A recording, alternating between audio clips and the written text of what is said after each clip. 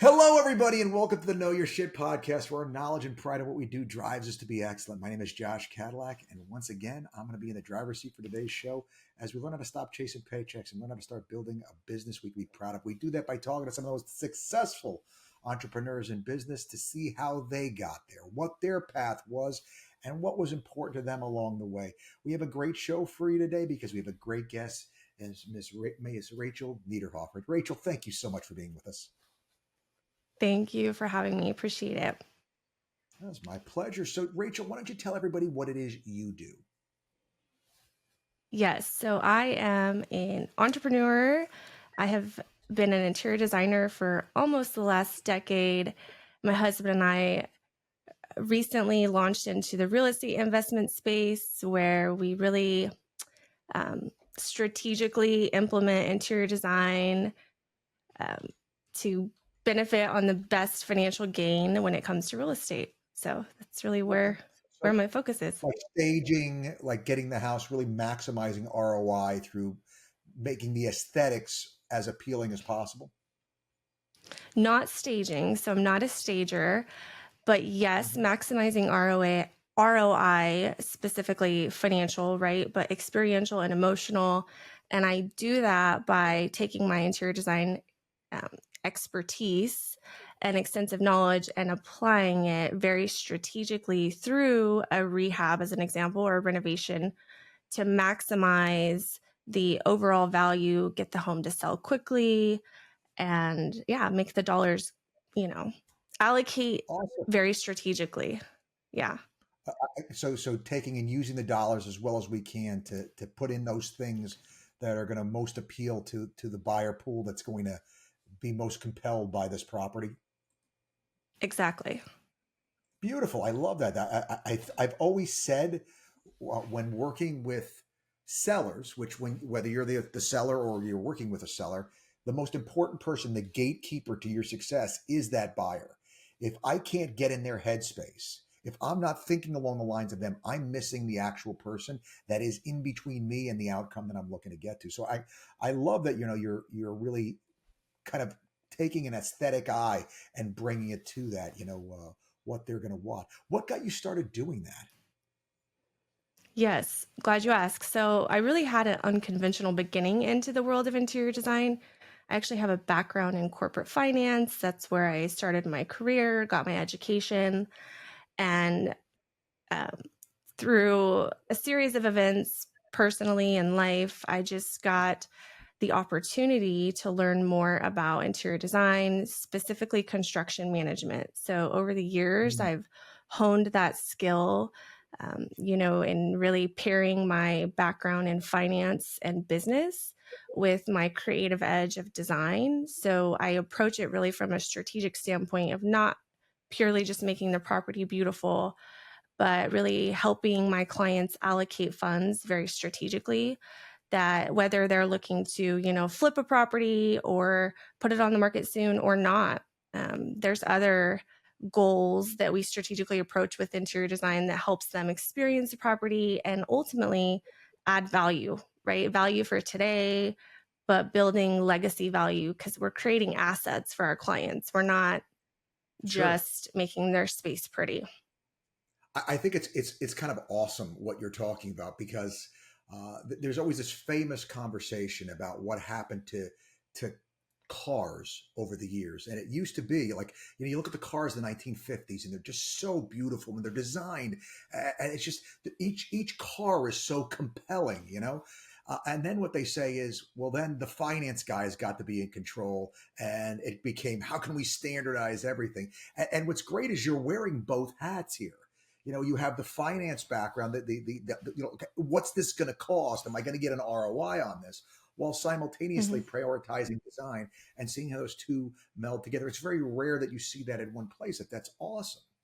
What do you like best about what you do?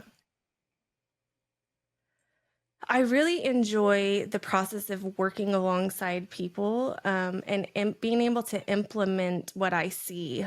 So to your point, I'm not purely just looking at what is this going to aesthetically look at when I'm done, but how are we going to live in this space? How is it going to function? What are the goals of that project? Whether it's my goal as an investor to get this house on the market, get it sold quickly, or if I'm working with a high-end homeowner who, we might be building out a second property. So being able to establish those goals and then really execute on them Mm, strategically, and getting a fresh perspective for why we're making the decisions we are, how we're going to implement it, and how ultimately it's going to add value when we're done. gotcha. Yeah. So basically, deciding what you want the end to look like before you start, and then creating the plan to get from where you are to where you want to be with a budget that you can hopefully finish out at. Yes. And to be honest with you, even in the design space serving luxury clientele, sometimes the budget isn't the issue. It's more of making sure we're still strategizing to not overspend so Hmm. that we're going to accomplish the goal, the livable goal, whatever it is that that client wants for that space, but we're also still investing.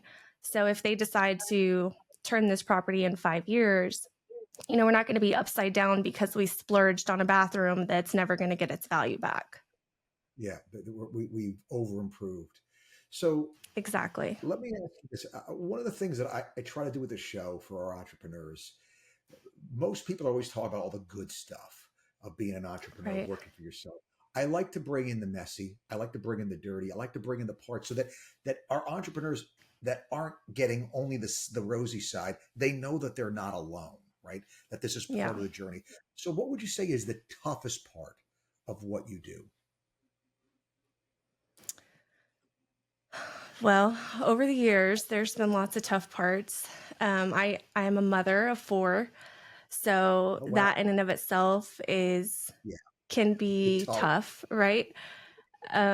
Being available to all the little people in my life, um, and I think for me, over the years, I've really had to master how to pivot.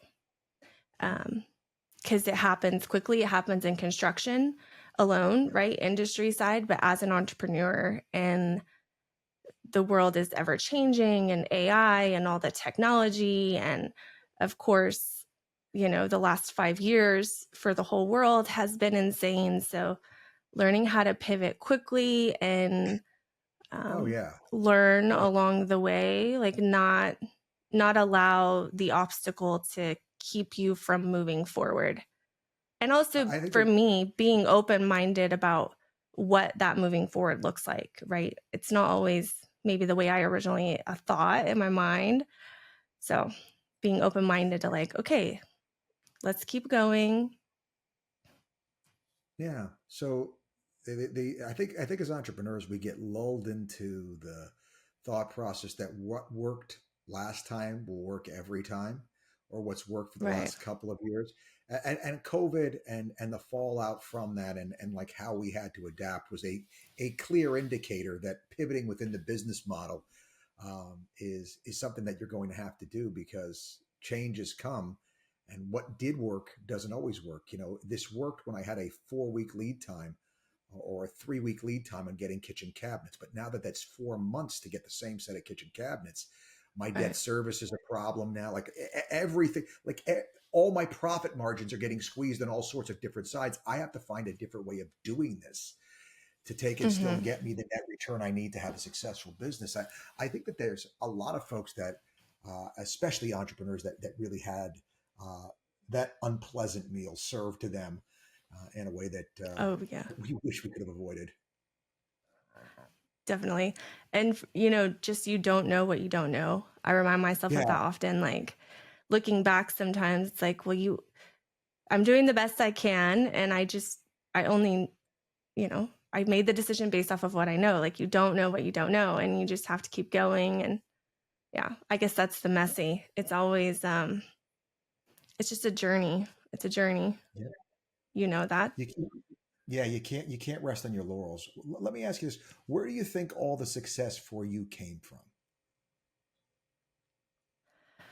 I mean, favor for sure, and just perseverance, like not giving up. I think um it's easy to, get discouraged along the way, when things don't maybe go exactly the way you want, but just persevering. Like, again, it's not for the faint of heart, right? Like, entrepreneurs are entrepreneurs for a reason. We're built differently, we think differently. Um, A special kind of and brain damage, I call it.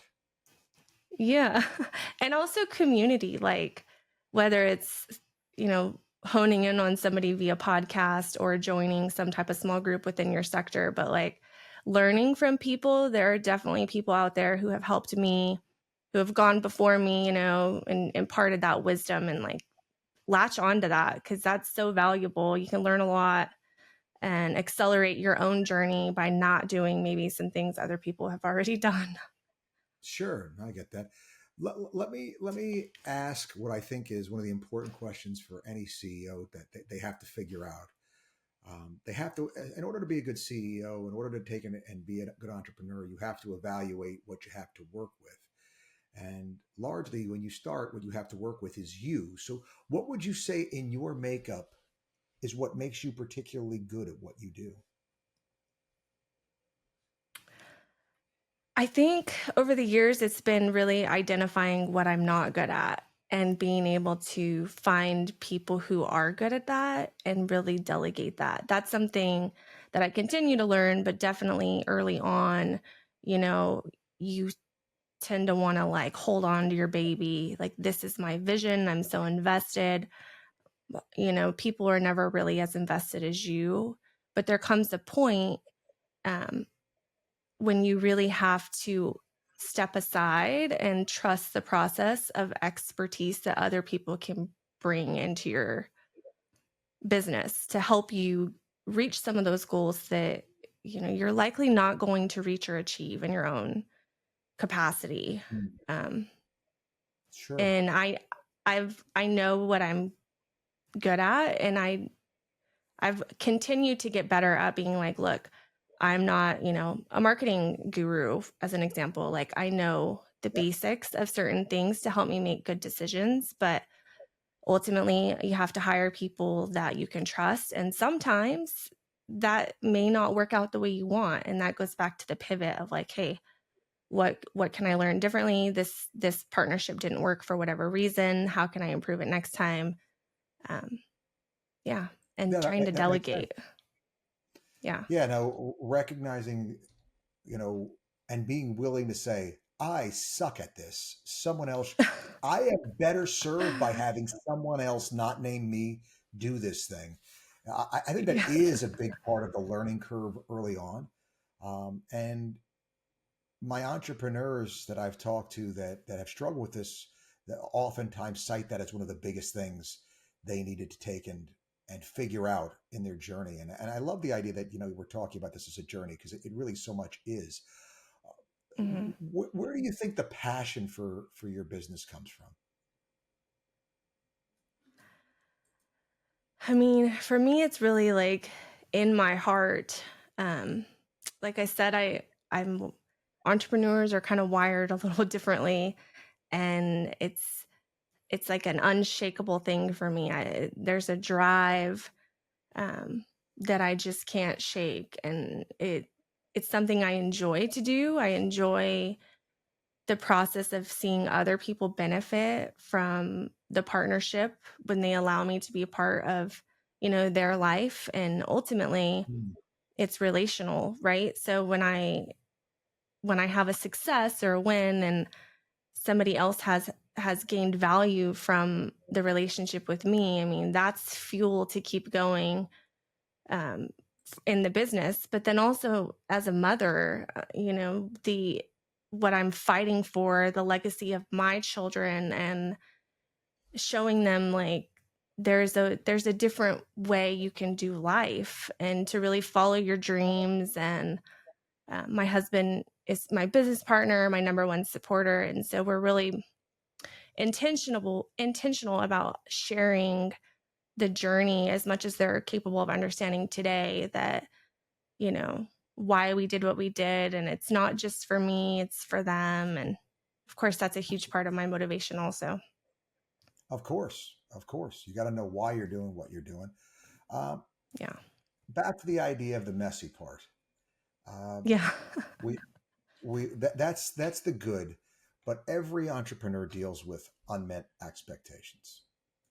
Hmm. There's just there's no way around it. Um, how do you handle when you have unmet expectations, when things don't go, when you don't get the bid, you don't get the job? What do you do? I mean, like I said, back to that perseverance and having the community, right? So, of course, I have my network of like who I would confide in and kind of get more mentorship. Um, Maybe why, depending on the situation, why, what can I do different? How can I learn? But also learn learning to pivot and to not take it too personally. Um, Mm, because a lot of times in my experience, it's really not about me. And, you know, giving people the grace to make the decision that's best for them. yep. And you're still planting seeds and you're still building relationship, even if it doesn't work out today, it could circle back later. So just keeping your head up, like, again, the messy part for me, there's a lot over the years, but definitely just operating in integrity is important for me. Putting my best foot forward and doing my best to move on. Excuse me. Very If important that, part of this stuff. yeah. Um, the ability to just take and move forward and not make it about yourself. Let me ask you this: what is a tool that you would recommend, or something based upon what you do that uh, our listeners should think about? A tool you'd suggest to help them? Like a practical tool or Sure. This is it's your forum. Whatever you think of when I say a tool that would help people, what would that be? I mean, if I'm speaking to an entrepreneur, definitely um, a tool around a system, depending on, Hmm. whatever it is that you do, but very basic of just like trying to manage your time effectively, um, and really community. I can't emphasize that enough. Like, I feel like there really comes a point, I know this is true for me, when in order for me to grow to the next level and grow as an individual so that my business could grow, I had to be connected to the right people in the space. So being open to mentorship, I don't think you should be doing entrepreneurship alone, even though it can feel very alone at times. There's other people, even if it's just for a season, that can help you grow in a way that maybe you don't always get in your day to day because you're wearing so many hats and you're making so many decisions. Um, and yeah, just developing a level of structure for yourself, because you can So, also get pulled in so many different directions. oh my gosh, yes. And No, that yeah, makes tremendous sense. It really does. What do you see as the opportunity in the market today?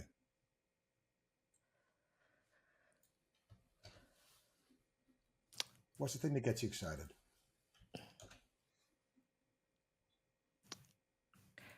I mean, market is kind of a broad word, but if I'm thinking specifically about, maybe real estate, Absolutely, real um, estate is fine.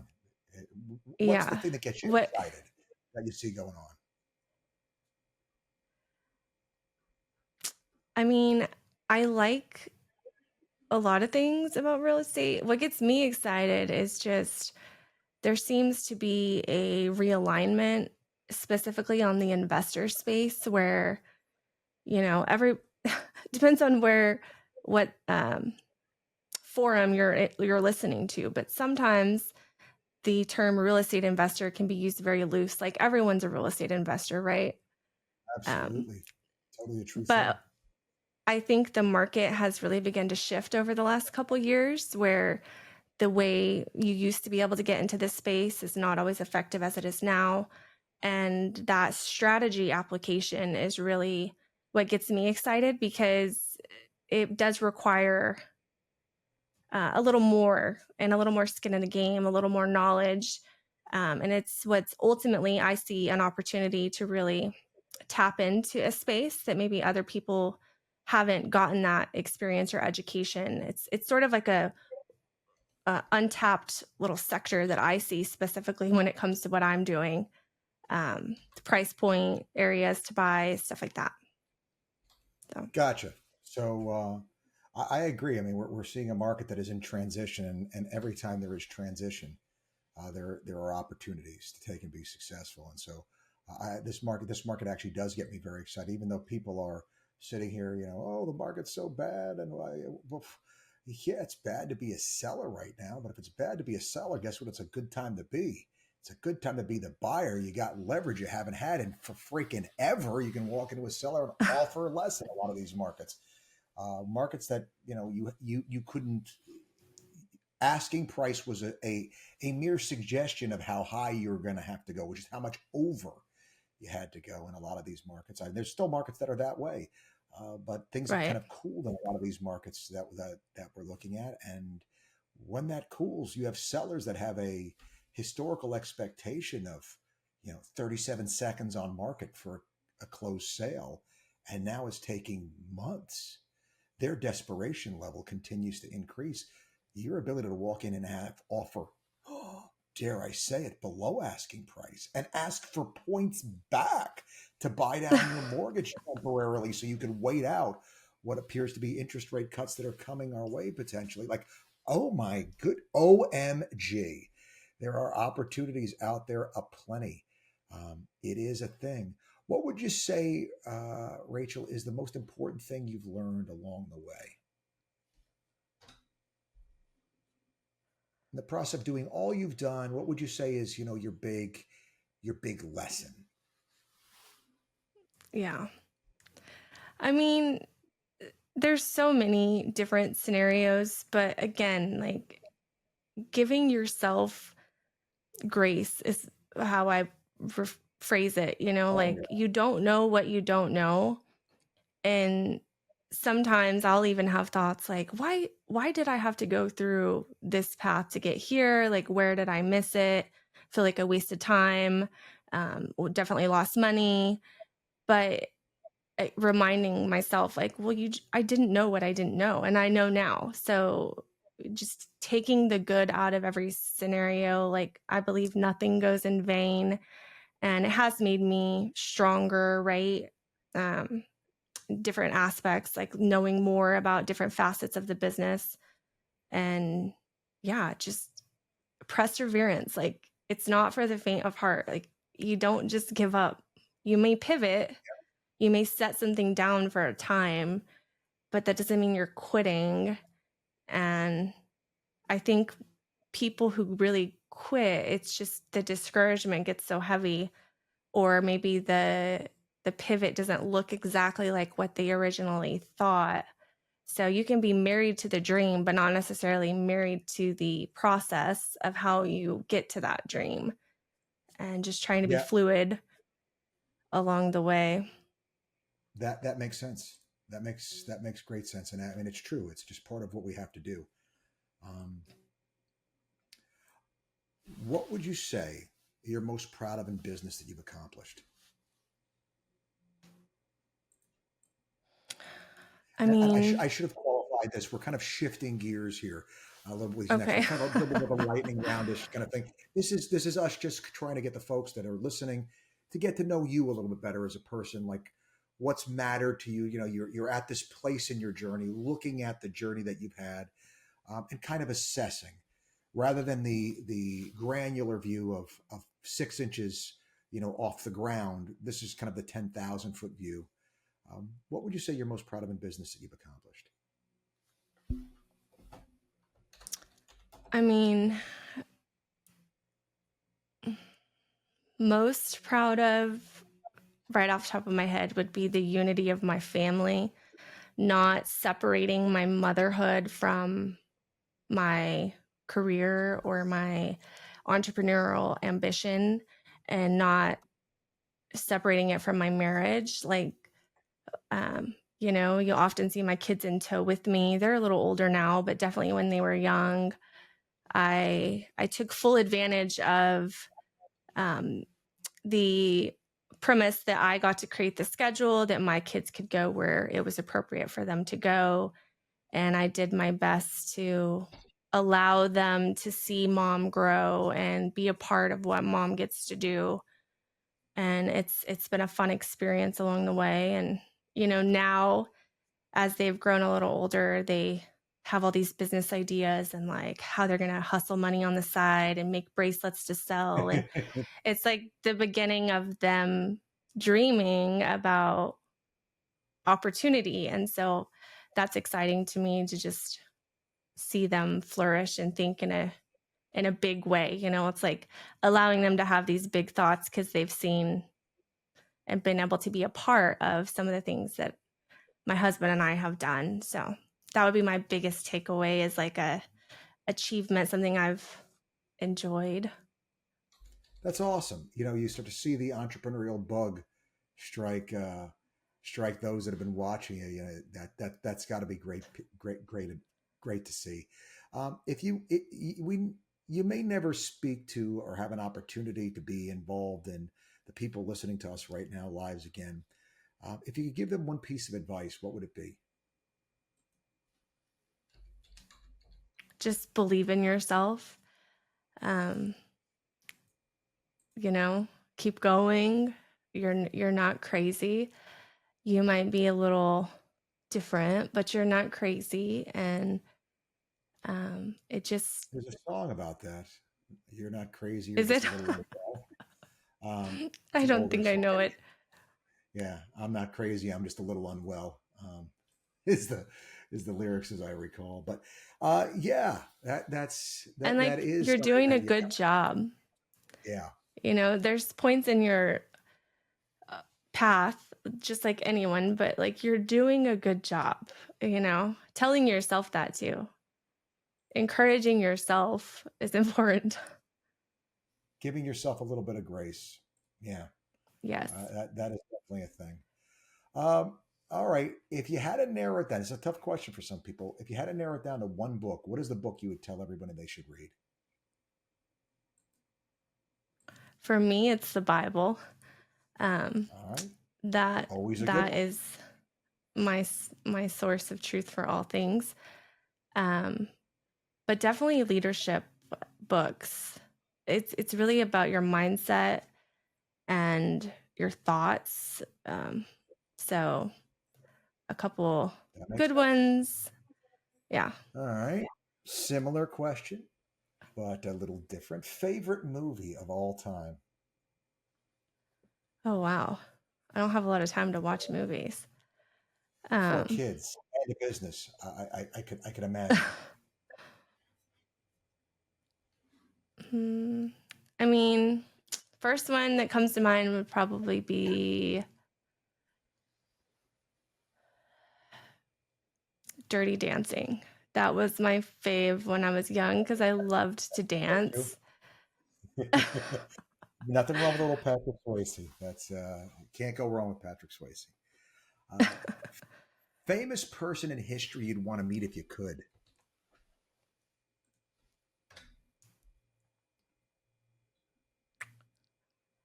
Um, it's a good question.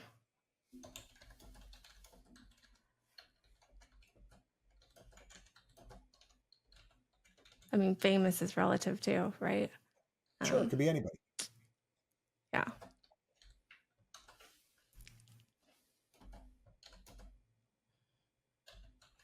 I don't have a good answer for that right now. Really? Sorry. Okay. No, it's fine. Not a big deal. How about this is a simpler version of that question, a little bit more personal. What person from your past would you want to sit down with and have lunch with today if you could? My dad. All right. That's actually the same answer I would have given. Um, all right. One piece of advice you wish that you could go back and give a younger version of you. It's not the end of the world. Those moments when you think it's like this is it. It's over. It's not the end of the It's world. gone. Game Yeah. over. Like it's And then going to lo be and behold, okay. yeah, yeah. That's good advice. Uh, All right, and especially when you're younger, you tend to think everything is the end of the world because you don't have Right. context. You don't know how much suck there can be before it is actually the end of the world. You haven't set that parameter yet, I suppose. Um, if you had to be stuck in a foxhole taking fire, who's the person you'd pick to have in there with you? Who's got your back in a foxhole? My husband, for sure, Dig it. hands down. My husband. All right. Yeah. What do you do as if it is possible with all the things you got going on? What is it you do to unwind?